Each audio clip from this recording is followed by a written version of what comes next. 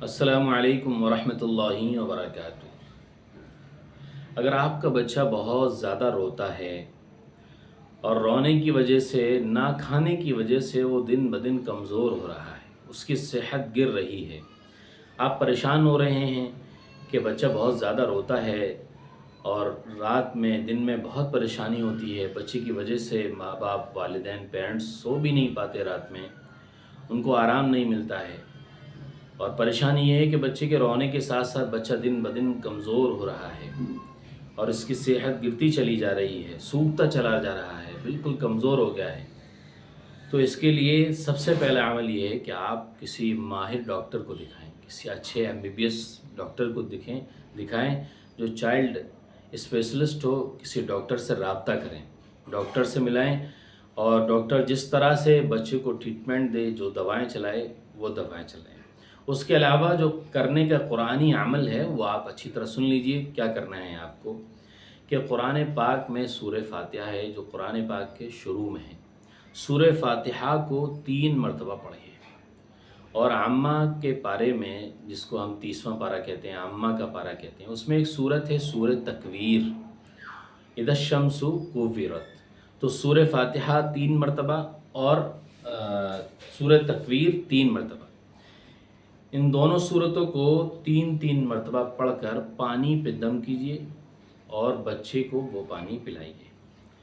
اس کے ساتھ ساتھ جو دوا بچے کی چل رہی ہے، جو ڈاکٹر نے بچے کو پینے کے لیے بتایا ہے، اس پر دم کیجئے، وہ بچے کو پلائیے۔ بچے کا جو کھانا چل رہا ہے، اس کھانے پر ان دونوں صورتوں کو دم کیجئے اور وہ بچوں کو پلائیے۔ اب 2 صورتیں بہت خاص ہیں، ان دونوں صورتوں کو بھی بچوں کے کھانے پر اور پینے پر اور خاص کر بچے پہ دم کرنا ہے۔ 2 صورتیں یاد کر لیے۔ سورہ توبہ کی ایک آیت ہے وَيَشْفِي صُدُورَ قَوْمٍ مُؤْمِنِينَ، وَيَشْفِي صُدُورَ قَوْمٍ مُؤْمِنِينَ۔ دوسری آیت سورہ یونس کی ہے وَشِفَاءٌ لِمَا فِي الصُّدُورِ، وَشِفَاءٌ لِمَا فِي الصُّدُورِ۔ ان دونوں آیتوں کو کھانے پر دم کرنا ہے، جو بچہ کھا رہا ہے، جو بچے کی ڈائٹ چل رہی ہے اس پر دم کرنا ہے، پینے کے پانی پر دم کرنا ہے، جو دوائیں اس کی استعمال ہو رہی ہیں طاقت کی، اس پر دم کر کے پلانا ہے۔ تو سورہ فاتحہ اور سورہ تکویر، یہ دونوں سورت 3 مرتبہ پڑھ کر پلانا ہے،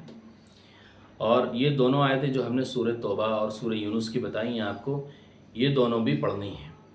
آپ انشاءاللہ اس عمل کو کر کے دیکھیے، اور پھر اللہ کی طرف سے آپ دیکھیے کیسا اللہ کی طرف سے مدد آتی ہے کہ بچے کا رونا بھی بند ہو جائے گا، رونے کی پریشانی بھی بچے کی ختم ہو جائے گی، بچہ چڑچڑائے گا نہیں، بچہ پریشان نہیں ہوگا، بار بار روئے گا نہیں، اور اس کی صحت ڈاؤن نہیں ہوگی، وہ کمزور نہیں ہوگا، وہ سوکھتا نہیں جائے گا۔ انشاءاللہ اللہ تعالیٰ اس کو صحت تندرستی عطا فرمائیں گے،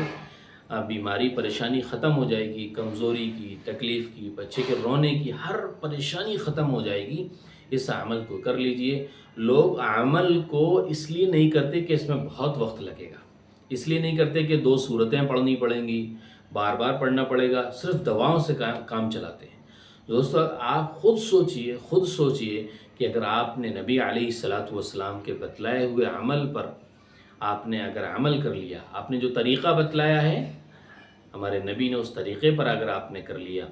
اور اللہ نے قرآن میں جو شفا کی آیتیں بتائی ہیں، جو صورتیں بتائی ہیں، اگر آپ نے وہ پڑھ لی، تو کیا آپ کا ایمان اور آپ کا یقین یہ نہیں ہے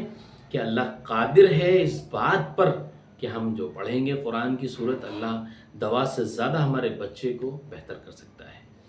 تو آپ دوا بھی کیجئے، اور ساتھ ساتھ میں اللہ تعالیٰ نے جو عمل بتلایا ہے اس کو بھی کیجئے۔ انشاءاللہ بچے کا رونا بھی بند ہو جائے گا، اور وہ صحت تندرست بھی ہو جائے گا، اور اس کو کوئی تکلیف نہیں رہے گی۔ آپ 1 مرتبہ ضرور کر کے دیکھیے گا، اگر آپ کا بچہ روتا ہے اور وہ کمزور ہے، سوکھتا چلا جا رہا ہے، اس کو کوئی دوا نہیں لگ رہی ہے، تو آپ اس عمل کو کیجئے جو ہم نے آپ کو بتایا ہے، اس عمل کو کیجئے، اور پھر انشاءاللہ اللہ کی طرف سے کمال دیکھیے۔ اللہ آپ کے لیے بہتر راستے عطا فرمائے گا، اور غیب سے اللہ آپ کی مدد فرمائے گا، آپ کے بچے کو صحت تندرست فرما دے گا۔